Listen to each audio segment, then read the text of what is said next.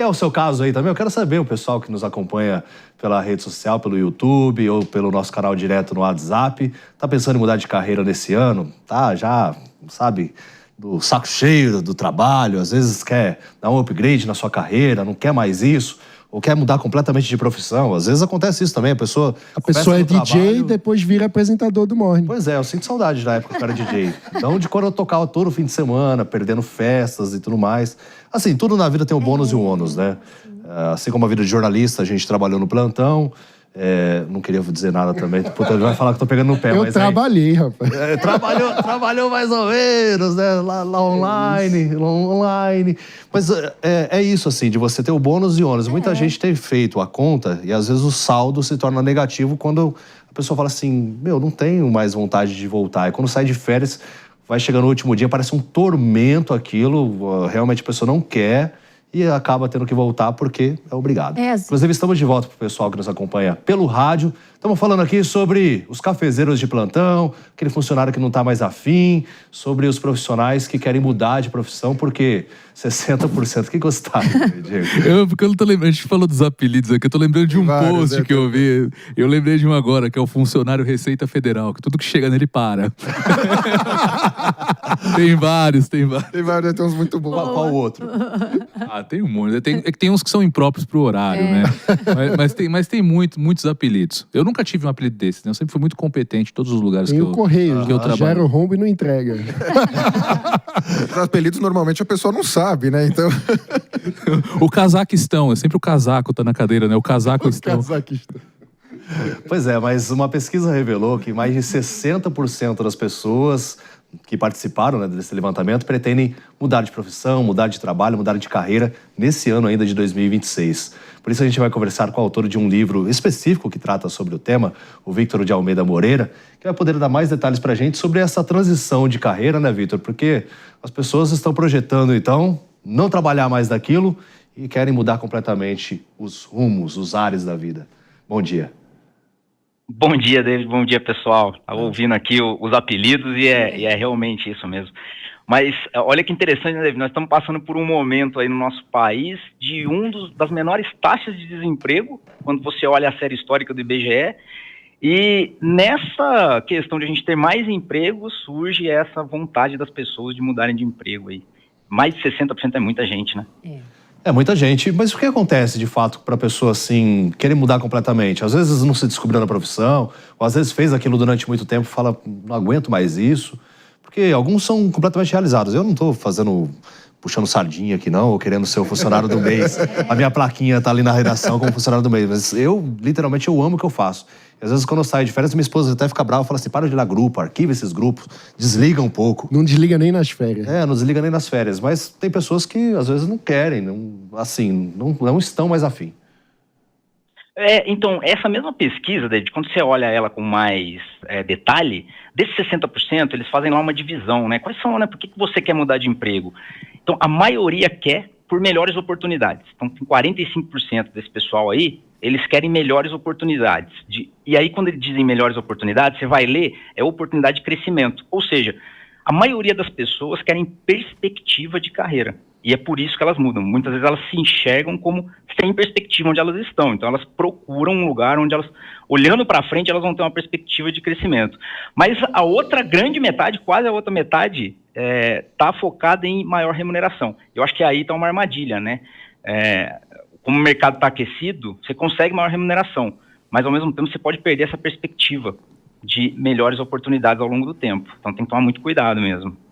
Ou seja, o cálculo do imediato versus o crescimento futuro, né? E como ter noção? O que são indícios de que o determinado emprego tem perspectiva ou não tem perspectiva? Porque muitas vezes é difícil de enxergar o amanhã para além do salário imediato, né? Perfeito. O Howard Marks tem um livro que é de finanças, né? Chama A Coisa Mais Difícil, em inglês. Ele fala sobre finanças, mas ele tem lá um cálculo de decisões aonde investir que vale para a nossa vida, né? Que, querendo ou não, uma mudança de carreira é um investimento em nós mesmos, na nossa jornada. E eu acho uma ferramenta simples, que é o seguinte, ele fala, você precisa saber as consequências de 3 níveis no mínimo, de 3 a 5 níveis. Como assim? Eu vou mudar de carreira, aí você precisa responder. E depois? Depois que eu estiver lá onde eu estou indo? Depois que eu estiver lá, eu vou assumir lá um cargo e vou trabalhar com isso. E depois? Não, depois eu vou ter oportunidade. E se você conseguir essa oportunidade? E depois? Então, pelo menos 3 e depois você precisa fazer para poder colocar o valor da sua decisão no tempo e não no imediato. Porque às vezes, por exemplo, né, eu vou dar um exemplo bem que acontece muito. Dia das Mães. Aumenta o número de empregos, mas são empregos temporários. Da mesma forma, numa macro escala econômica, o país está passando por um momento em que o mercado está aquecido, mas vai passar, né? Nós vivemos em ciclos. Então tem que tomar cuidado para a gente não ir para uma carreira com maior remuneração, mas que ela não tenha essa perspectiva e você no terceiro e depois você acaba vendo que ou é uma estagnação ou é uma próxima demissão ali. Então acho que isso é importante. Sem dúvida, né? E muitas vezes a pessoa também mal entrou na empresa já quer ganhar rios de dinheiro. Eu entrego muito para o que eles oferecem, né? Mas a próxima pergunta vai ser do nosso funcionário Batman. Qual que é o Batman mesmo? É o que vive nas sombras, só parece que o chefe tá perto. Boa, ainda bem que não vou falar. Mas, Vitor, ia te perguntar no sentido, qual que é o peso da remuneração? Porque muita gente quer mudar de carreira, mas se a remuneração é excelente, isso acaba dando uma desanimada, né? E todo mundo, como o David colocou, em teoria, acha que merece ganhar mais. Então, qual que é o peso da remuneração nessa decisão? Excelente pergunta, João, porque geralmente as pessoas não colocam na balança o esforço. O que eu quero dizer com isso? A gente muitas vezes ainda pensa com uma mente muito linear. E eu me esforço muito, logo, né, eu acho que eu tenho que ser reconhecido. Mas valor não é esforço. Remuneração não paga a sua hora. Paga o valor que você agrega para a empresa. É por isso que você trabalha o mesmo tanto com o CEO, por exemplo, na empresa, e o CEO ganha mais que você. Eles não estão comprando a sua hora, eles estão comprando o valor que se agrega naquela hora que você trabalha. Então, eu acho que isso é muito importante na hora de tomar decisão, sabe? A gente geralmente fica, não, eu preciso ganhar mais porque eu me esforço muito, eu preciso ganhar mais porque eu sofro muito. Mas às vezes você está se esforçando e sofrendo muito em coisas que não são relevantes para o contexto do negócio. E aí é necessário um reposicionamento, né? Então, o foco na remuneração, no final das contas, é olhar para o foco e dedicação do seu esforço naquilo que você está fazendo. Diego Tavares. Vitor, bom dia. Trazendo um pouco para o campo da política esse debate, você acredita que essa decisão de 60%, essa opinião de 60% das pessoas, ela pode ser reflexo daquela cultura que coloca empregadores e empregados um contra o outro e não necessariamente algo relativo às condições de trabalho? Pode ser algo um pouco cultural do Brasil? Eu não tenho dúvida nenhuma. Eu escrevi um livro que chama Autoliderança Antifrágil. E olha para você ver, eu não falo sobre liderança, né? O título é Autoliderança Antifrágil. Porque a gente costuma terceirizar a culpa das coisas da nossa vida. Pode ver que quando você olha essa pesquisa, o foco é sempre no que a empresa não fornece, no que o contexto da sociedade não fornece. E eu tenho muito cuidado com esse tipo de coisa, sabe? De a gente começar a avaliar os coletivos como se eles fossem alguma coisa. Mas o coletivo, ele é somente um conjunto das individualidades. Então, eu acho que sim, é um reflexo cultural. Eu acho que antes de a gente começar a olhar para essa pesquisa, 60%, como que as empresas não reconhecem, será que não era o caso de a gente olhar para nós, para o indivíduo, para o cultural nosso? Tem até uma pesquisa, né, do Eduardo Gianetti, que ele cita naquele livro Auto Engano dele, que é uma pesquisa bem conhecida, que ele quando ele voltou para o Brasil, depois de dar aula, ele fez a seguinte pergunta. Ele pegou a população brasileira e perguntou: olha, você acha que a sociedade brasileira é uma sociedade racista? 98% respondeu que sim, a sociedade é uma sociedade racista, a sociedade brasileira. Aí ele inverteu a pergunta, voltou para as mesmas pessoas, falou assim: e você? Você é racista? 100% falou que não. Aí ele falou: pô, então a conta não fecha. A gente não consegue enxergar os problemas em nós que a gente enxerga no todo. Né? La Rochefoucauld falava isso, né? Nós enxergamos nos outros os mesmos problemas que os outros enxergam em nós. Então, eu acho que essa cultura de tentar culpar coletivo, sociedade, empresa, família, e não olhar para nós, ela realmente ela perpetra um pouco. Eu quero saber, inclusive, o que você também, né, tem a dizer sobre os colegas de trabalho, se você deseja mudar de profissão, por isso mande aqui no chat do YouTube. A Lu Ramos disse assim, as pessoas estão frustradas, mas muitas também não fazem planejamento. O ano inteiro brincam demais, gastam demais, a prova é pegar toda a economia, gastar com as festas de Réveillon, aí o Carnaval, e depois estão quebrados, aí também não conseguem mudar de emprego, só que também não produzem, né? Agora, eu posso fazer mais uma pergunta pro Vitor? Porque muita gente tá com medo... Você tá demonstrando trabalho só porque eu critiquei? Você quer fazer várias Tem perguntas. que agregar valor à hora do programa. Eu tô brincando com você. É o funcionário Aladim, puxando o tapete.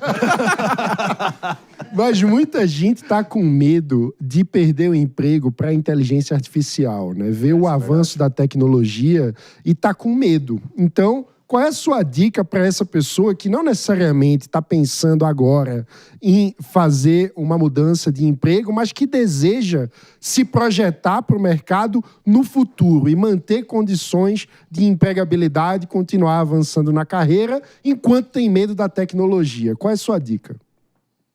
Uma excelente pergunta. Esse é um medo geral, né? E até porque tem muita incerteza nesse futuro da IA. Mas eu sempre costumo olhar para a tecnologia como... A tecnologia, ela sempre existiu de uma maneira que precisasse pessoas e cérebros humanos para operar. Eu não vejo diferente agora com a inteligência artificial, né? O Miguel Nicoleles, ele fala muito isso, que a inteligência artificial, ela não é inteligente nem é artificial. E a gente escolheu um nome infeliz para essa ferramenta que a gente tem criado. No final das contas, a inteligência artificial, ela aprimora aquilo que você já decidiu executar, mas ela não é capaz de criar coisas que não existem, tanto porque ela se baseia em aprendizado de máquina, bancos de dados, ela tem dificuldade, eu estava lendo uma pesquisa esses dias, que ela tem dificuldade com coisas raras. Aquilo que não tem muita informação, até porque é raro, né, a definição de raro, a inteligência artificial ela não consegue gerar alguma resposta. Então, a dica que eu dou é: aprenda a operar a inteligência artificial. Aprenda a trabalhar com ela, né? Não fuja dela, não ache que ela vai roubar o seu emprego. Mas como que eu posso utilizá-la para aprimorar ainda mais o que eu já executo? Então, esse para mim é o caminho. Operar a inteligência artificial. Tá certo. Nós conversamos aí com o Vitor de Almeida Moreira, ele que é autor de vários livros, inclusive trazendo esse contexto da liderança, também sobre a questão dos funcionários que muitas vezes querem mudar de carreira e não conseguem. Muito obrigado, Vitor. Eu que agradeço, pessoal. Até mais. Grande abraço. Prazer. Valeu. E aí? Eu gostei muito da abordagem dele, né? Porque, de fato, as pessoas tendem a culpar o outro o tempo todo e achar que o problema está no ambiente. E é claro que muitas vezes o ambiente de negócios no Brasil atrapalha, muitas vezes a gente tem uma burocracia excessiva, a gente tem dificuldades estruturais para a produtividade do trabalhador. Tem até um dado muito interessante, que um trabalhador brasileiro, quando ele migra para um país que tem um ambiente de negócios melhor, a produtividade dele aumenta muito rapidamente. É uma coisa assim impressionante. Então o problema não está no trabalhador brasileiro, está muitas vezes na forma como a gente está estruturando o ambiente. Mas, ao mesmo tempo, de uma perspectiva individual, para o planejamento da carreira, a gente precisa pensar como se adaptar a esse ambiente, né? E aí isso passa por uma reflexão que necessariamente a gente precisa assumir a responsabilidade sobre o próprio futuro. Eu gostei da abordagem.